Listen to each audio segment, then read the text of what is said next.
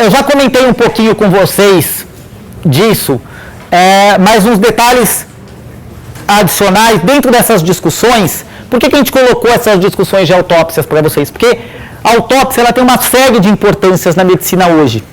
Tá? Já teve muito na história da medicina e tem muito hoje. A principal função da autópsia hoje é identificar causas diretas de óbito e outras doenças relacionadas. Tá? Então eu vou procurar causas de óbito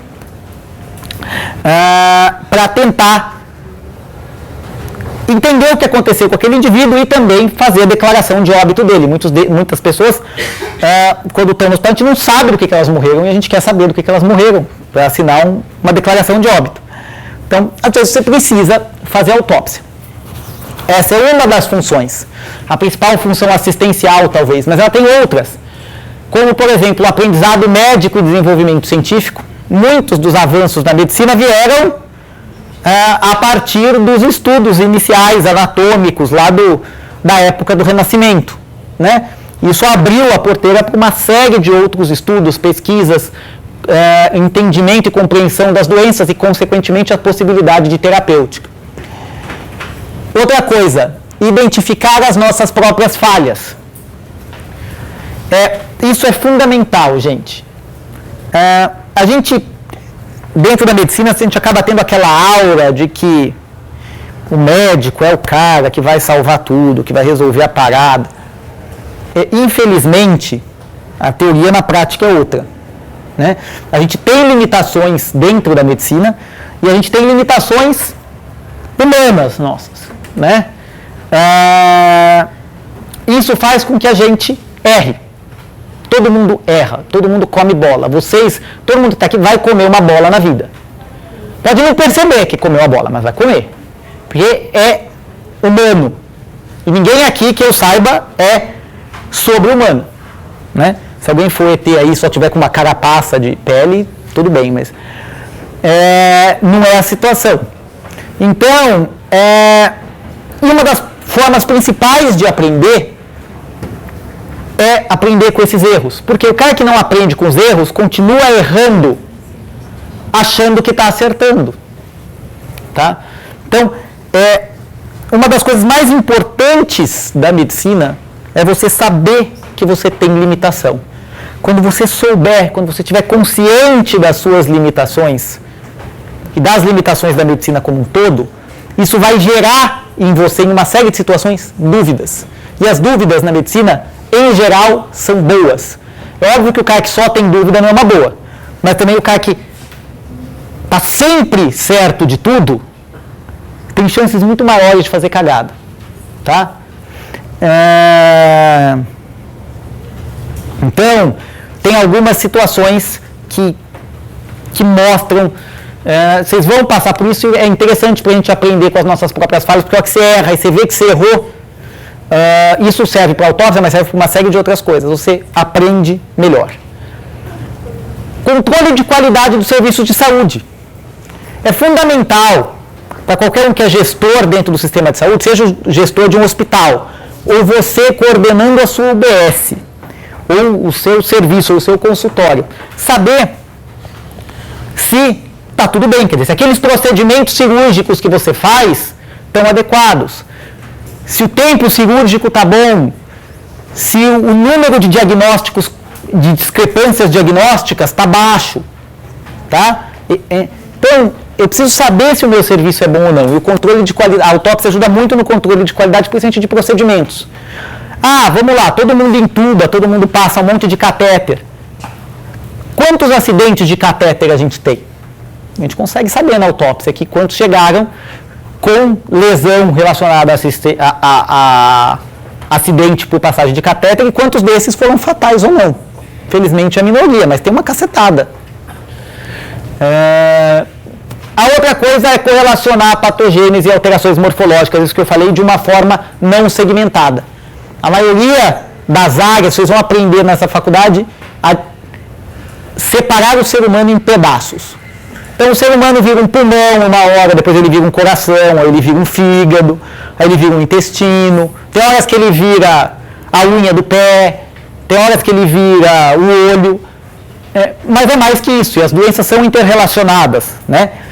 Então essa visão de integralidade é interessante a gente ter na autópsia. A autópsia foi usada ao longo de anos, né? Primeiro com observações, depois com dissecções, com Da Vinci e Vesalhos, chegando às descrições macroscópicas das doenças e as descrições microscópicas com Rokitansky e Virchow em 1800, depois da criação do microscópio pelo Robert Hooke. Então, cada vez mais as autópsias foram se complementando, não apenas do ponto de vista macroscópico, mas também do ponto de vista microscópico. Infelizmente, o número de autópsias que a gente faz hoje tem diminuído no mundo. Até a década de 60, o mundo fazia mais ou menos 50% dos óbitos dos hospitais escola no mundo eram casos onde eram feitas autópsias. Tá? Nos últimos anos, isso tem declinado muito por uma série de motivos. Primeiro, redução de interesse acadêmico e dos patologistas. Fazer patologia cirúrgica dá muito mais dinheiro, então pouca gente quer fazer autópsia. Além disso, e se você não valoriza isso em casa, quer dizer, se os patologistas não valorizarem a autópsia, principalmente quando eles estão formando pessoas, eles vão formar pessoas que acham que aquilo não é importante mesmo.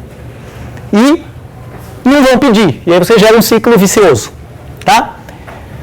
Outra questão, às vezes, é a dificuldade de obtenção do consentimento familiar para a realização da autópsia.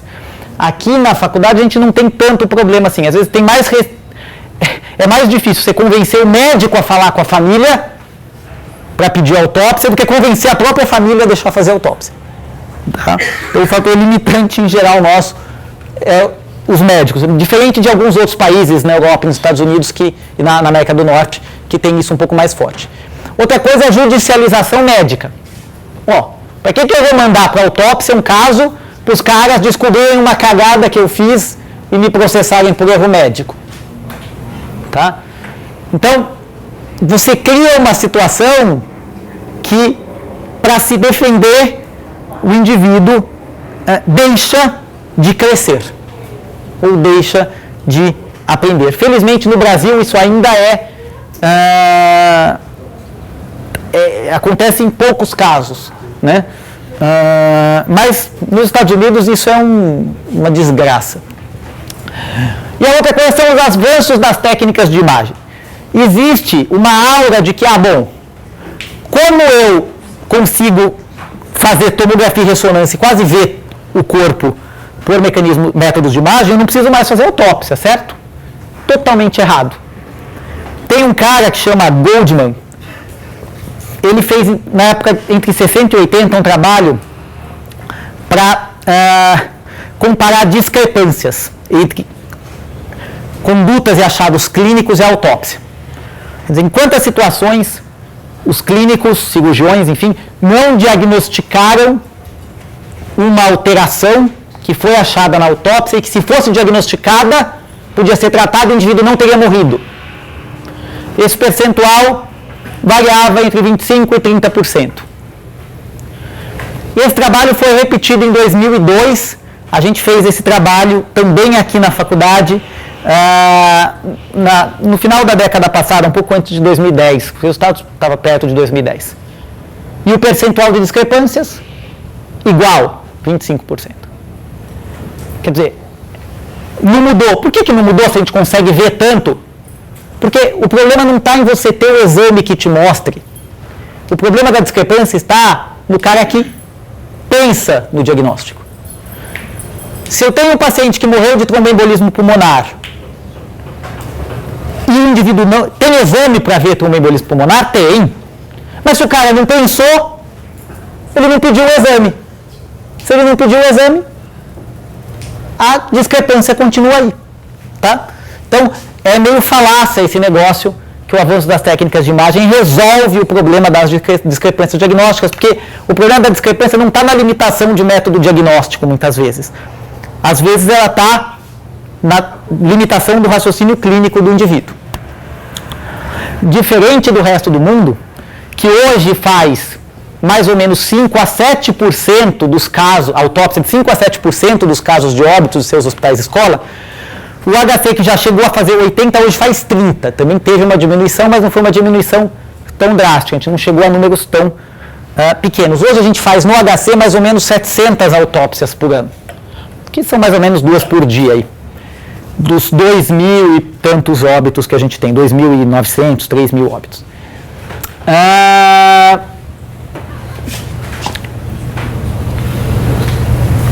Mas, se a gente contar a faculdade como um todo, a gente tem outros casos, que não são só os do HC que estão aqui em azul escuro. São os casos que vêm para o SVO. Também de outros hospitais ou de pessoas que morreram em casa sem assistência médica. Elas precisam de uma declaração de óbito, então a gente tem que fazer autópsia.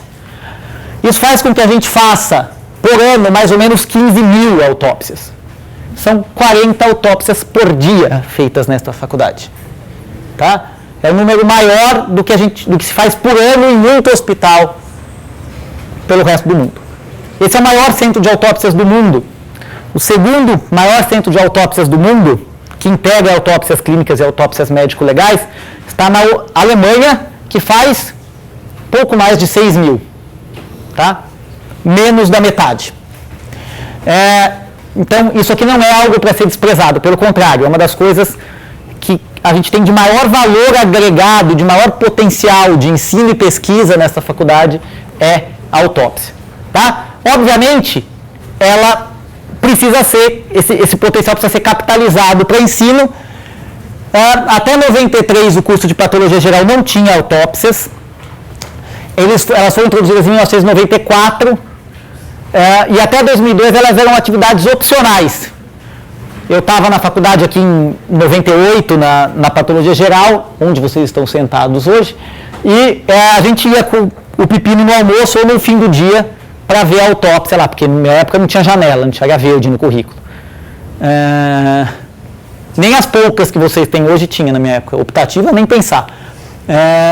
Então a gente ia, era extra mesmo, a gente ia lá, mas eu vi 2 autópsias na minha graduação inteira, porque tinha muita gente da minha turma que queria ir, mas não dava para ir todo mundo, dava para ir meia dúzia, 6, 7 de cada vez, porque senão as pessoas não viam nada.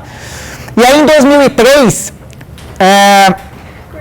optou-se por colocar a autópsia como parte do curso, obrigatória. Então, 1/3 das aulas de vocês são essas discussões integradas de caso, tá? E com a parte de integração clínica, que a gente entende que pode trazer um pouco desse aspecto translacional da patologia. A partir de 2011, com a instalação de uma tomografia aqui no VO, para a gente fazer os casos de autópsia, a gente tem feito as tomografias e angiotomografias. Isso permite para a gente fazer uma interação radiológica, além da interação clínica. Né? Não vai ser para a turma de vocês, mas para a turma do ano que vem, já deve estar instalada a ressonância magnética, que está sendo instalada aqui no VO. Ali é aquela parte da portaria de trás que está fechada, para a gente estar cavando um buraco de 4 metros de profundidade, para instalar a ressonância mais potente do hemisfério sul. Tá? 7 Tesla de campo magnético, para fazer imagem de autópsia. Tá? Ela nem está aprovada para uso clínico ainda. Então, justamente por isso, a partir de 2003, a gente começou a fazer essa transmissão por vídeo. Porque a gente tem 90 alunos na sala, não dá para levar todo mundo lá embaixo. Vocês conseguem ver melhor pela imagem da tela do que lá embaixo na sala de autópsia. A gente tem tecnologia disponível hoje. A primeira vez que a gente fez isso em 2003 foi muito engraçado, porque você sabe como que a gente transmitiu a imagem da autópsia para cá? Não. Imagina o jeito mais tosco. Cabo. A gente pegou um cabo, compridão, plugou aqui, saiu com o cabo pelo corredor da faculdade, desceu a escadinha do VO, chegou na sala de autópsia, plugou na câmera e transmitiu. Hoje a gente faz isso por videoconferência, enfim. Até 10 anos depois, a tecnologia é outra. Né? E tem a vantagem de você ter riscos e comodidade, não tem cheiro ruim, né? Todo mundo consegue ver tranquilo, sentadinho.